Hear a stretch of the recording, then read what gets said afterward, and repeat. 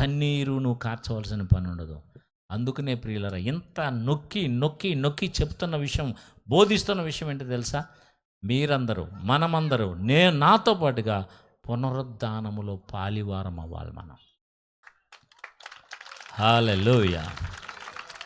ఈ పునరుద్ధానము మనందరికీ గొప్ప విజయాన్ని చేకూర్చిపెట్టింది. అదేంటో తెలుసా? ఈ లోకము సాతానుగాడు ఆశ్చర్యపడే కార్యం చేశాడు ప్రభు.